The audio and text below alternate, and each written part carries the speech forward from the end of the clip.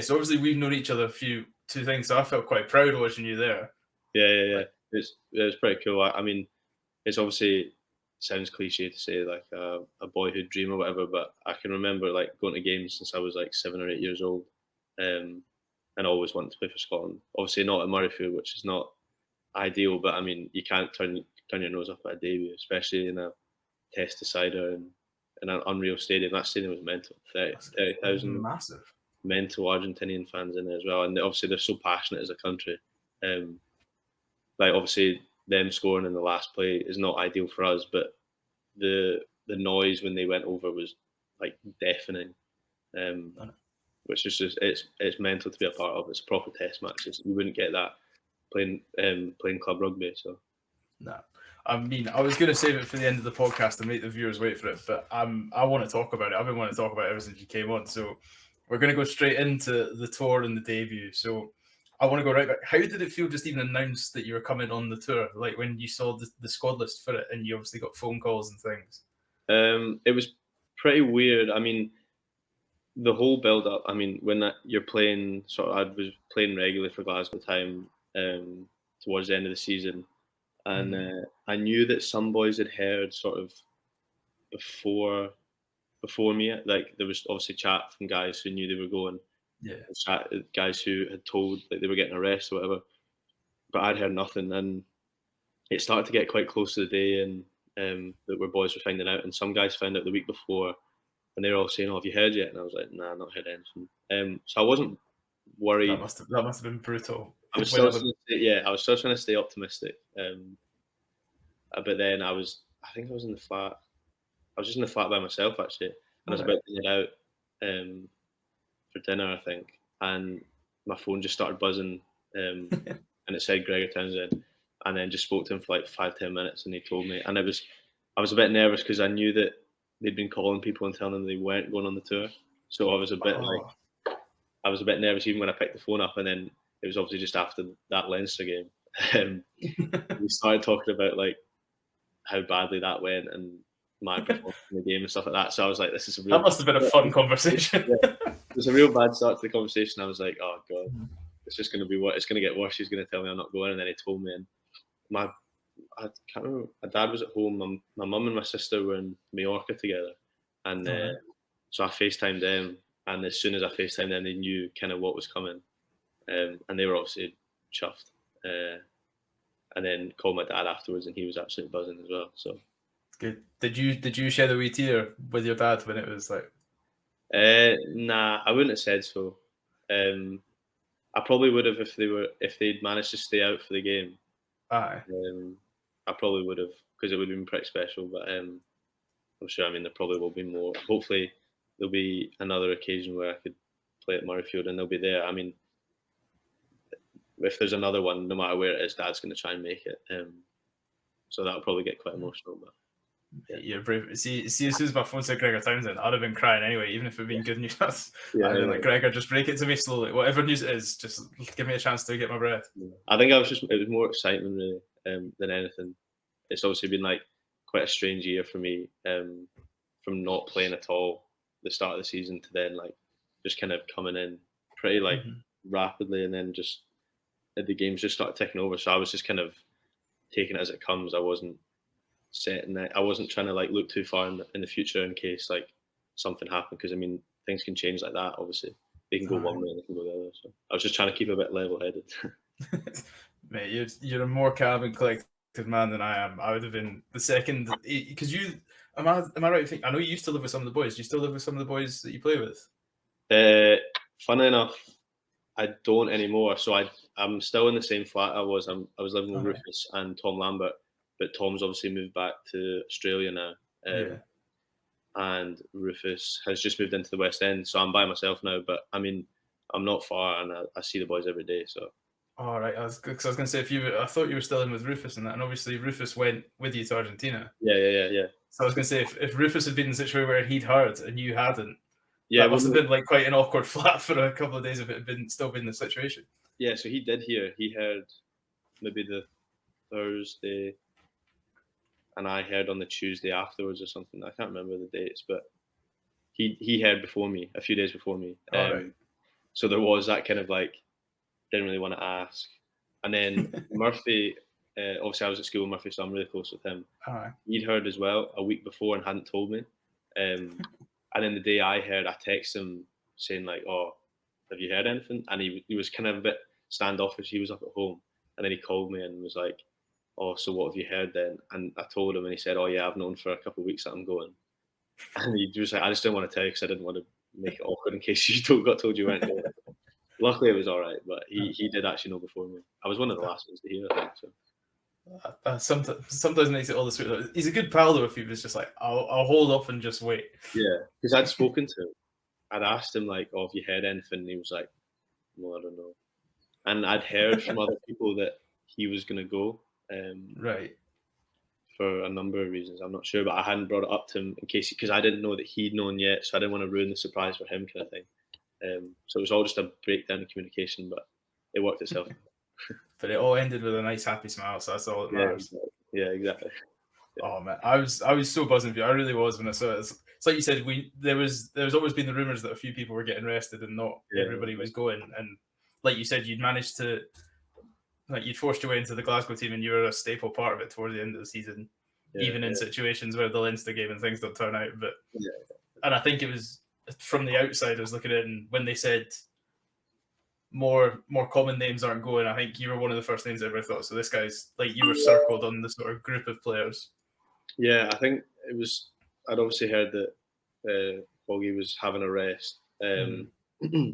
So then you obviously start to weigh up who else is kind of in your position and stuff like that. And obviously guys like Damien, he's a really experienced player across like the back three. You've still got guys like Rufus and Hutch can obviously play in the back three as well. So I was hoping that, like, obviously the odds were kind of going in my way with Hoggy not going.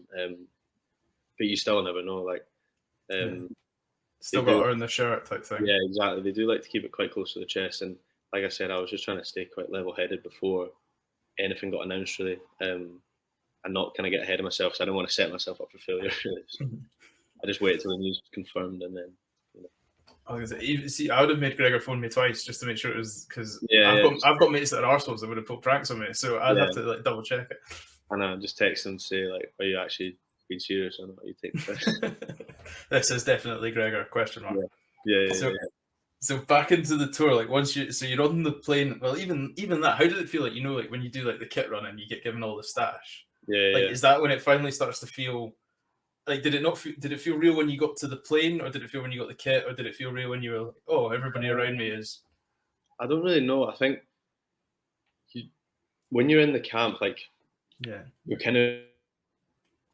you're like not meant to be there, but you're obviously part of the squad, and you're not treated any differently, really. You're expected to be at the same kind of level as somebody who's been in the camps for like years. So it feels quite normal there when you're around the hotel, and we spent a few days in Edinburgh training before we flew. And then I think it was probably when we were in the airport in the kit and sort of traveling together, and people are obviously starting to look at you and figure out who you guys are and stuff like that.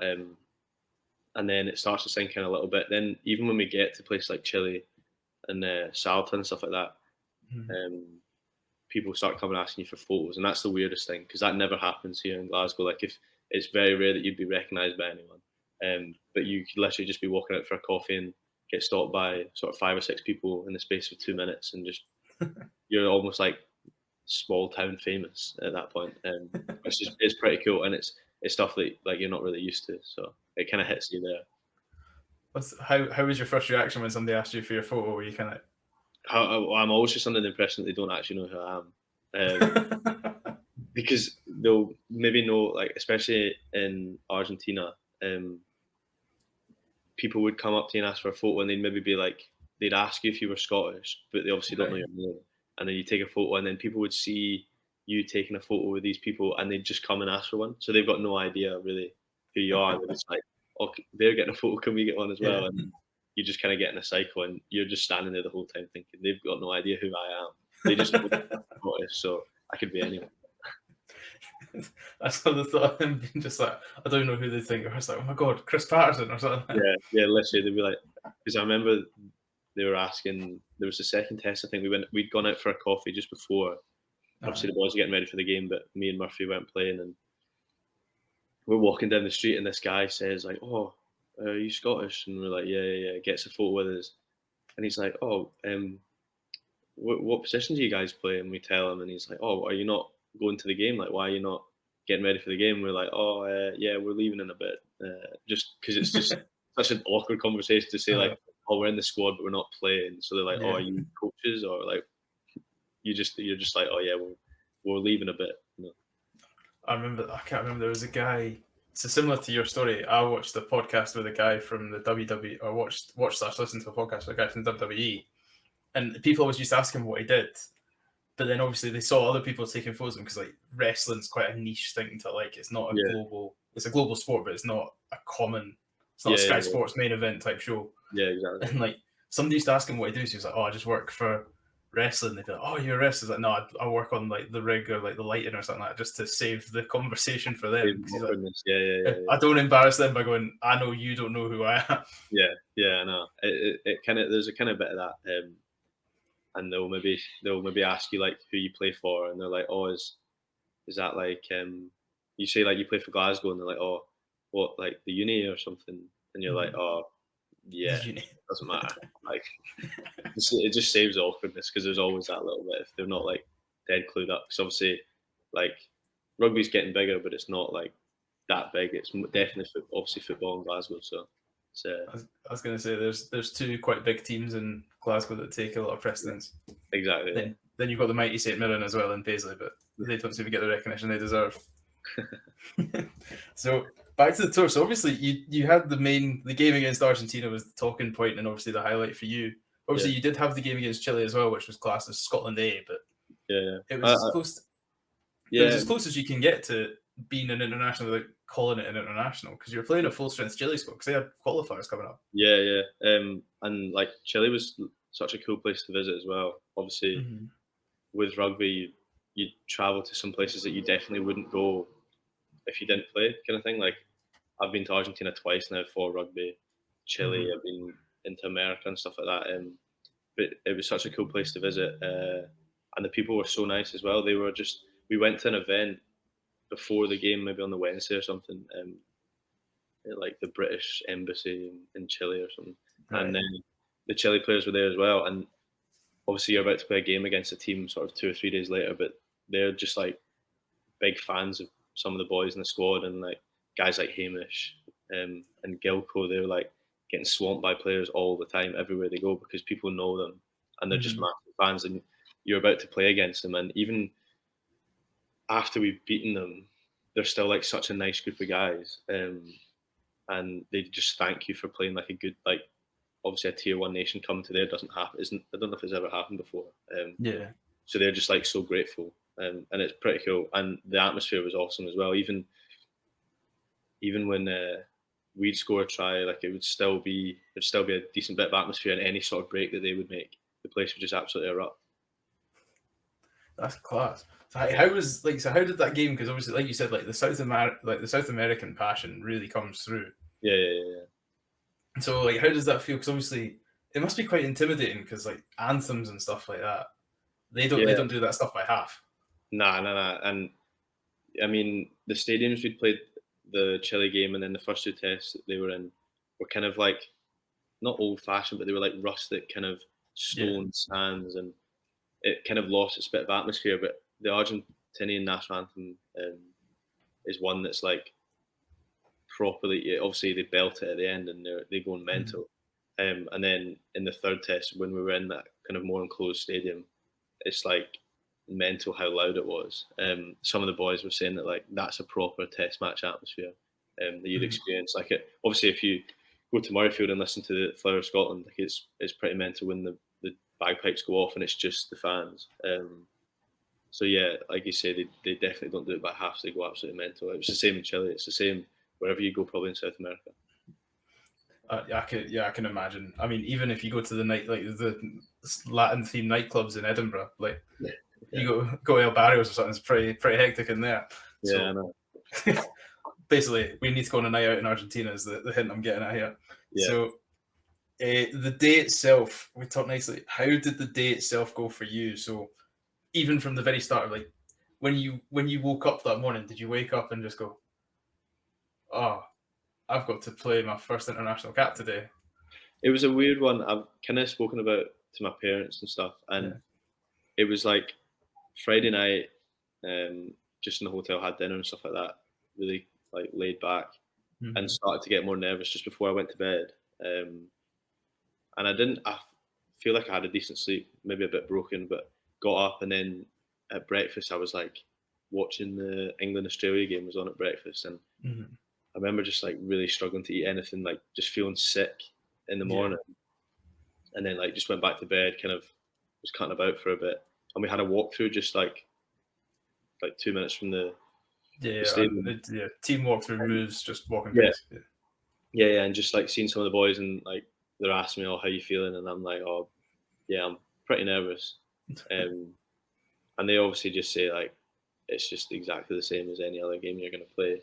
Um, and I think saying to them and saying to some of the boys like, "Oh, I'm feeling pretty nervous," actually calmed me down a little bit, because I then sort of chilled out. I went back to my room and just kind of sat on my phone watching videos, just completely switching off from any rugby. So I didn't actually think about the game leading up to it. And then obviously got on the bus and I was just not so much nervous. I thought I was going to be nervous on the bus, but I was actually just more excited.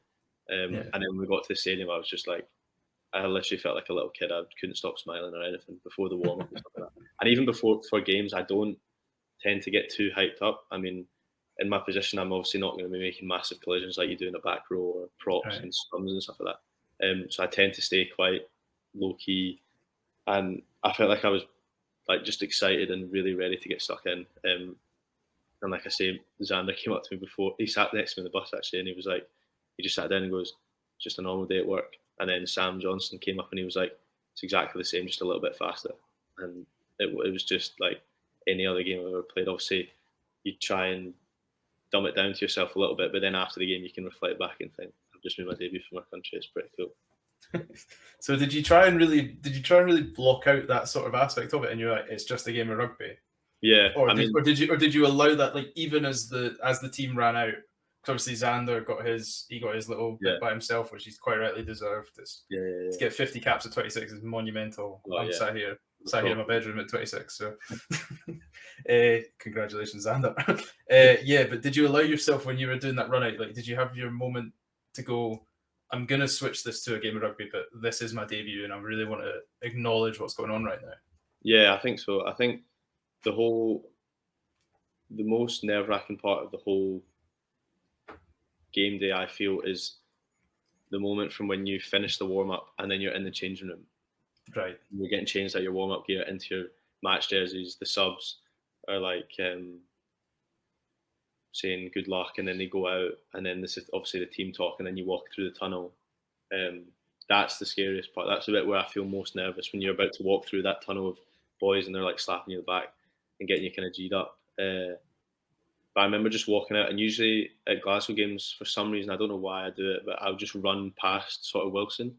Right. I'll just run away from him and run out onto the pitch. And for some reason, I just like slowed it right down for that game, um, and just sort of almost looked around as I was coming out. And obviously, the atmosphere was nuts as well. So yeah, I probably took a couple minutes to kind of breathe it in before we did the anthem, and then once the kickoff goes, it's just, you're not even thinking about the crowd or anything like that. You're just sort of focused on the game. So. Mhm.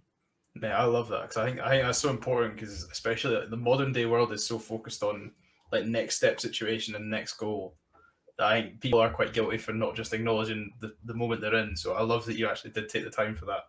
Yeah, And yeah, now yeah. you touched on it briefly with mum and dad. How did mum and dad feel that Gregor went, I will do it in the third game and not the second game? And your mum and Yeah. dad must have been, how quick can I get a plane to Argentina? Well, they were in Argentina. Obviously, Were they there for the third test? I thought they flew back, did they not? they flew back. So they'd come to Chile, yeah, and then they were Yeah. first test, second test, and then on the Monday, I knew they were leaving on the Monday, but I wasn't 100% sure the timing. And we got told maybe what 10 a.m., 10:30 in the morning, Oh no. and I had no idea that I was playing. Obviously, unfortunately, Hutch and Kyle got injured, um, but I'd still had no inclination, no chat really with Gregor or any of the other coaches. And then it popped up, and I was like, "Ah." I need to speak to them and text my dad and call him when he didn't pick up, and then they replied on like our family group chat, and they were out for a coffee. So I went and met them just before I had my lunch, and Dad was like on the phone the whole time to BA trying to change his flights and book something else for later in the week and stuff like that. And he did that article with Mark Palmer, which I read the other day, and I didn't even realize he was contemplating flying back like later in the week. But I just said to him like, look, it's a long way, it's a lot of money. Like, you don't worry about it. You've seen me play in Chile. I've had a nice like 3 weeks with him, so like it's fine. Don't worry about it. So they tried their best, but there was just nothing they could do really. There was no feasible way to get back because we were obviously not in Buenos Aires. We're up in the north, so it's not the easiest place to get to. So it was a bit unfortunate, but it was nice I got to see them before they left. I know. That must have been a nice little interaction there at that coffee house. Yeah. Mum was absolutely buzzing. She kind of ran out of the coffee shop to say hi to me before I eventually sat down at the table. That was nice. Yeah. Oh, mate, I'm buzzing for it, and then gives you motivation now to keep going because you're like, well, Mum and Dad have got to see me play in the proper jersey. So yeah, I know it obviously does, and you obviously don't want to be stuck on one cap. You want to get as many as you can. But like I say, it can change so quick. You never know when they could come. And my sister was obviously gutted to miss out on coming out as well. She's now based in London, but she loves coming to any of the games and stuff like that. So hopefully, fingers crossed, there'll be one at Murrayfield at some point and get as many as the family down. I'm sure they'll all be absolutely buzzing. It's a very close knit group we've got in Prestwick. So I'm sure they'll come in their droves, no doubt. Whole Prestwick day out at Murrayfield. Yeah, literally, yeah. Like, they'll have a lot to live up to, so you can feel the proper power of a Scottish anthem after the Argentinian one. No, yeah. Matt, no, I'm buzzing for you, and I'm sure your mum and dad will get to see you play at Murrayfield. So I have no doubt about it. So we've just spoke about how you acknowledged it. How did the game feel? Do you remember much of the actual game? Yeah, I mean, what was the result aside and things like that? But you, yeah, I felt like I remember 20 odd minutes into the game feeling like I was on my deathbed. I was like gasping. And that I usually get that sort of just before half time, like if I'm playing for Glasgow or stuff like that. But it was just that little bit faster. And obviously the contacts are a little bit harder. But I mean, like I said, I was trying to just treat it like a normal, like I'd played. I don't know how many caps I got for Glasgow, but I was just trying to treat it like a normal game, like I was used to. But it was that little bit more intense, that little bit faster. There felt like there was more on the line, obviously. And then it was just it was a strange game. I struggled to maybe break into it in the second half. And it just I was obviously happy with my form. I was happy with how the game went for me personally, obviously not the result. But yeah, I would have just liked to have more of an influence on it. But I mean, I can't complain. It was a first test. They're not always going to go your way. So. Yeah, first test against a very powerful team as well. Like they have like 15 centers in that team as well. Nobody's built small in Argentina. I know when Santiago Carrera scored his try, it was like I just thought of it. I was like, that's an Argentinian try. Yeah. Like offload, line break, and then you think you'd hope that I'd be able to catch a 10, but a 10 who's a winger. By trade, it's like. He just was like not getting anywhere. I wasn't getting anywhere near him. So, yeah. You stood up. You covered up the ground. You made it look respectable on the telly. Like, don't worry. You might have felt you were far behind. It looked all right on the telly. It's one of those things you play through in your head, and you think like, I definitely could have got that there. If I do it again, I definitely could have got it. But that happens all the time. Hindsight's a wonderful thing. Hindsight is a wonderful thing. I know. That's why pundits always look so good because they're talking about it 40 minutes after it happened. Yeah, like, if you just done that, you'd be. I know, yeah. If he was just 5 meters left, then he would have been absolutely fine. Well, basically, the big takeaway is the tour was class. You had a great time, and it's the first of many caps. Yeah, hopefully, yeah. It was also cool being away with some of the boys like Ross, Ruth, Darge, Ashley, all these guys. I was gonna say you've come the whole way up from like under 16s through under 20s to the mains with them. Yeah. 16s I was same year as Rufus and Darge. I wasn't in their team because of the Reds and the Blues. I was in then 18s together, 20s together with all those boys. So yeah, it is really, really cool. Did you and Rufus, obviously, because like flatmates and things that we discussed out, did you have like a little moment, like even if you're in one of the coffee shops, because like, this is pretty surreal? Yeah, so because you must have both gone to the under-20s in Argentina as well, didn't you? You said you did. Rufus was injured then. I keep forgetting who made the cut. So it was me, Murph, and Ross and Ashley all went on that tour last. Because that was our first year 20s, me and Ashley. And then the year after, like the four of us played, me, Ashley, Dodge, and Roof. So yeah, it's pretty cool. And me and Roof got a photo in the change room, which was like sort of the same as we got one in after the Wales game, our last game of the Six Nations, and we've got it up in our flat, and so we got a similar one in the change rooms after that game. Oh, that's quite. That makes me really happy. That's what rugby's about. Yeah, exactly. It's pretty cool. Just helps when you have to be shit hot as well. So I'm just pure jealous. So.